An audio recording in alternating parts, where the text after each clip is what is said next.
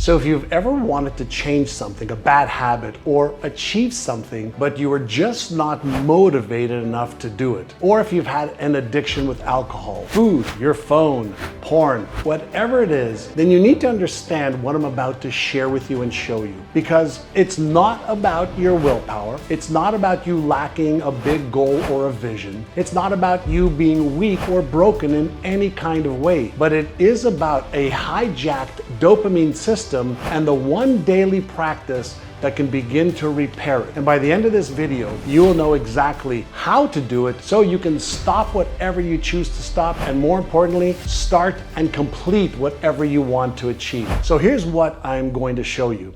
And what I want you to pay attention to is what dopamine actually is and why almost everybody gets this wrong. Second, how modern day addictions hijack your motivational system in a way that makes stopping the thing you need to stop feel almost impossible. And third, yes, I'll share with you my personal story and how I went from a successful entrepreneur on the outside to quietly feeling like I was drowning on the inside. And finally, the one daily habit I use to teach thousands of people how to reset your dopamine, rebuild your motivation, and most importantly, take control back. And just for the record, I'm not a neuroscientist lecturing from a lab. I'm somebody who's built 5 multi-million-dollar companies while battling several addictions. So let's start with what dopamine really is. And what I can tell you is most people think and feel that dopamine is the feel-good neurochemical, the pleasure neurotransmitter. And that's a very, very common misconception. Dopamine is what I call the motivation molecule, the motive for action molecule. And it is the go-get-it chemical. And it's not about the pleasure of having something. Dopamine is all about the pursuit of having something. The reward comes later. And here's the distinction that neuroscientists make. If, for example, I show you a picture of your favorite meal right now, you would feel a surge of wanting it. That anticipation, that craving you have, that is dopamine firing in your nucleus accumbens and insula part of your brain, which is the reward center part of your brain. But once you actually are eating that meal, that satisfaction comes from a completely different neurochemical system, and that's called serotonin for contentment, endogenous opioids for pleasure, and endocannabinoids for that relaxed, calm feeling. So dopamine is the anticipatory, the hunt, the pursuit neurochemical. And here is the critical part most people miss. Your brain releases dopamine when you anticipate and expect a reward. That is why you, maybe me too, check your phone all the time, even though there's no notification. You pour another drink even when you're not thirsty. You keep scrolling even when you're tired of scrolling, and you are chasing the possibility of a reward.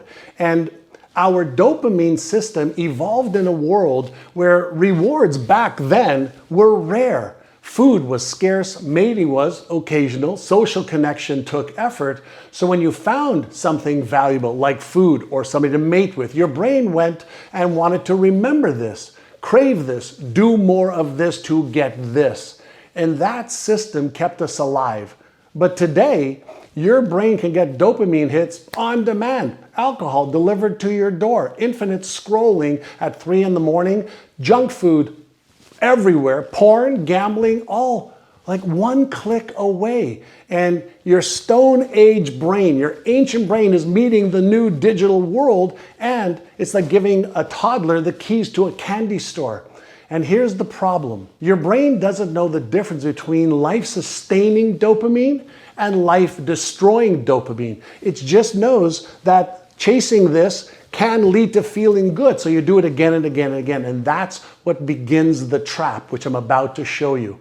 And what I want you to do is imagine that inside your brain, there's a scale. One is pleasure, the other is pain. Now, your brain's number one job is to keep that scale balanced, right? Let's say you have a drink, a cocktail. Alcohol gives your brain a quick hit of those feel-good neurochemicals, and the pleasure side of the scale suddenly starts to drop, and you feel relaxed, socially confident, but your brain actually does not like being pushed out of balance. So what does it do?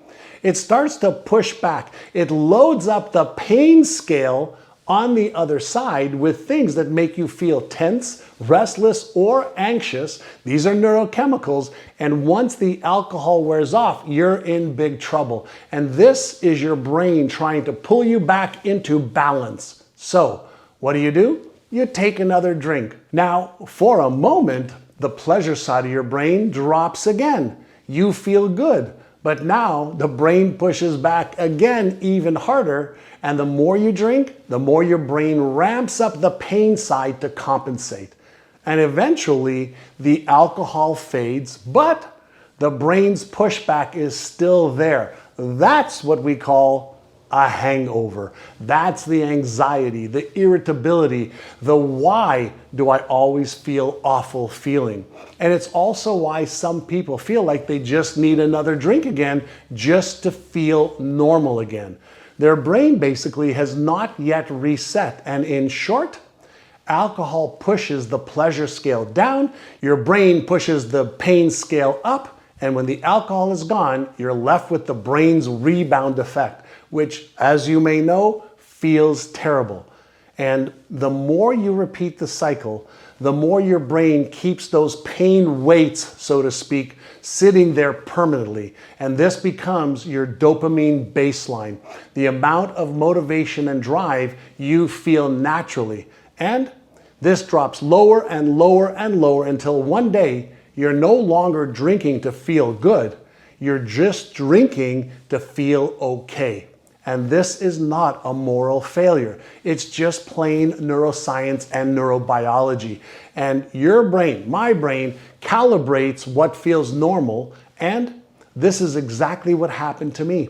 Which leads me to the story I've actually never fully shared publicly, even though I've talked about alcoholism in my books. So let me take you back. On paper, everything looked successful. I'd built 5 multi-million-dollar companies. I was speaking on stages all over the world. I'd been in the movie The Secret and Quest for Success with Richard Branson and the Dalai Lama, for crying out loud. But here's what nobody saw.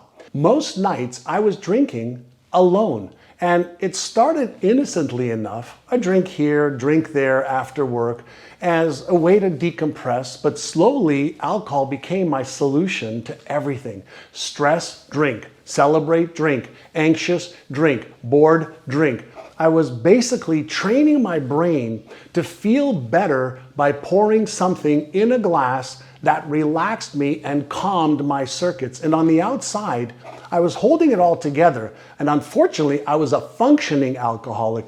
But on the inside, I was losing clarity. I was losing presence with my wife and kids. I was making foggy decisions at best. And there were some mornings I would wake up and I'd think, what did I say last night? Who did I email? Sometimes I wouldn't even remember making love to my wife. And the worst part is I knew better than this.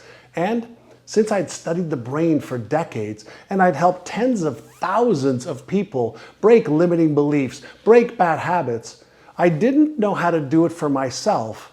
And there was this one night, I will not over dramatize, but I was there. I looked in the mirror and I didn't recognize the person staring back at me. And I heard this quiet voice in my head saying, John, you're becoming less and less of yourself every single day.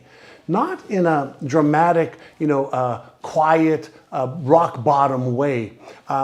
It was a thought that had terrified me more than anything because I realized I couldn't keep being successful on the outside while I was slowly disappearing and feeling shitty on the inside. And so I made a decision. Not just, I am going to stop drinking. I made a decision to retrain my brain, to understand why I kept going back to drinking, to rebuild my dopamine system, to become truly free. Not white-knuckling it through life, but genuinely free. And what I discovered changed everything, not just for me, but for the tens of thousands of people I have now coached through this type of understanding. Because here's what I learned. The reason you keep going back to the thing that is hurting you is not because you love it. It's because your brain thinks and feels that it needs this thing to survive and to move away from threat. And this brings me to the most important part of this video. Okay, here it is. It's a method that I call the daily dopamine reset innercise. And think, you strengthen your muscles with exercise, you strengthen your neuromuscles with innercise. And it is simple, it's science-backed, and when you do it consistently, it will start to rewire your brain. So here's how it works. Step one, pick a 10-minute window. Daytime, nighttime, it doesn't make a difference. Choose one specific time each day when you normally reach for your quick fix, for something that maybe has got its grips on you. For many people, for example, with drinking, it's right after work or late at night or after a stressful event. So let's say yours is at 7 o'clock in the evening or 6 o'clock in the evening. This becomes your dopamine reset innercise window. Step two, remove any of your escape routes. During a 10-minute period, you make one agreement with yourself. I will not reach for alcohol. I will not reach for my phone, for food, for porn, whatever your unusual dopamine hit comes from. And not forever, just for 10 minutes. We narrow the window of the commitment to 10 minutes. And I'm sure you can agree you can handle 10 minutes, right? Let's move on to step number 3. This is easy and it's hard at the same time. You just sit and feel the craving. This is where the magic happens. And for those 10 minutes, you observe it like a scientist. Where do you feel the craving in your body? What thoughts are coming up? What emotion is underneath these cravings? Is it fear? Is it loneliness? Is it boredom? As you feel that, you can breathe slowly in through your nose and out through your mouth, and this regulates your calm to respond parasympathetic nervous system. And when you do this, you shut down the stress sympathetic reactive state in seconds. And you might even say out loud, this is what craving feels like, and I can survive the next 10 minutes. And what happens, every minute you do this, you are literally rewiring, retraining your brain. And addiction says, feel discomfort, and you must kill it immediately. And how do you do this? Observe, breathe, and then just feel the discomfort and let it pass through. And here's what happens neurologically. Your brain starts to realize, wait, I don't have to panic. I don't have to grab the thing. I don't have to scroll. I don't have to grab the drink. I don't have to grab the pill. I don't have to watch that porn. And this feeling rises and passes over time as you observe and interact with the dialogue. And over time, that internal pleasure-pain scale begins to rebalance itself, which now leads me to step number 4. Add one healthy dopamine boost. And right after your 10 minutes window, do one small healthy action. Step number 4 is easy and critical. It's to add one healthy dopamine boost right after your 10-minute window. And this reinforces the pleasure reward neurochemical and the circuitry. And so you can take a 5-minute walk, journal, do 5 push-ups, do some listening to music, do some deep breathing, do something to reward yourself. And as you do this, you're sending your brain a new message. When I feel stress, there's another way to self-regulate. And this is what builds a new, positive, empowering habit loop.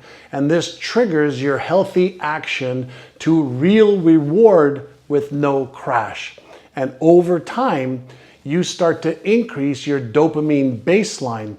And your dopamine baseline is the natural amount of motivation you have, drive you have, and the clarity you feel without needing the thing, the alcohol, the pill, the phone, or the external substance that you may be using. And when you practice this daily, innercise, sit with your cravings and choose healthy dopamine sources, your brain stops to need those massive spikes.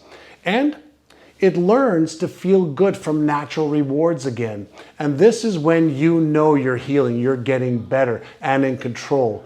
And that is when you become free. And now let's move on to step number 5.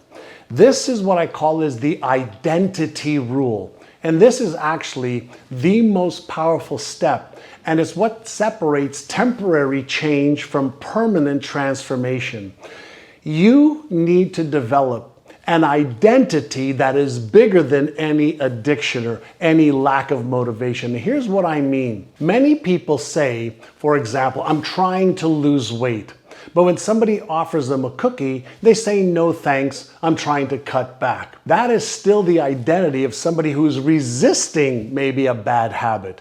Instead, I want you to create a new identity statement like this. I'm someone who does not eat refined sugar.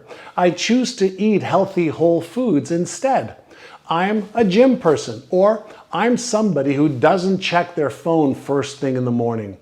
Notice the difference in the language pattern and the identity. It's not that I'm trying to do something or I'm trying to stop something. It's a clear claim, a new positioning, a new identity. As I go to the gym and exercise every day, and that's who you are. When you change your identity, your behavior follows effortlessly. You're no longer white-knuckling it or using willpower to resist the temptation. You are simply living in alignment with who you are, and practice makes permanent. And when somebody asks me if I want to drink now, I don't even say no. I'm not trying to quit. I say, I don't drink alcohol. I am building a clear brain that is motivated and free. And that's my identity. And it's stronger than any craving. And this identity shift is what makes everything else stick. That is pure neuroscience. You are not broken. And if you've been using any external means to numb the pain, that does not make you weak. It makes you human, living in a world your brain was never designed for. And the good news is that your brain is plastic. That's called neuroplasticity, and it can change, it can heal, it can learn new neural patterns. Every time you choose to go for a walk instead of having that cupcake, every time you choose to feel instead of escape, you are literally in control, rewiring your brain. You are telling your nervous system, we are safe. I am safe. I don't need to run away from this painful, maybe uncertain feeling anymore. So here is what I want you to do. For the next 7 days, just 7 days, commit to one 10-minute dopamine reset innercise window. Pick your time, remove the escape, breathe through the craving, in through your nose, out through your mouth 6 or 7 times. Then, after you get through that 10-minute window, add one healthy action. And if you notice you're on too much social media, late or early or throughout the day, wake up each morning and say, today I do not need to check my social media apps until after work. Not forever, but just today. And if this video resonated with you, do me a favor. 2 things. Comment below with the one habit you're committed to resetting. Naming it makes it feel real, and share this video with somebody who needs to hear that they are not broken. Their brain is just trying to balance the scales. Remember that rat? It could not move towards the food even when it was right there in front of it because it had no dopamine. You and I are not that rat. You are not stuck. The life that you want is one decision away and one new habit away. And I believe that you can do this. I hope to see you in the next video. Leave me your comment, share this with a friend. I'll see you in the next video.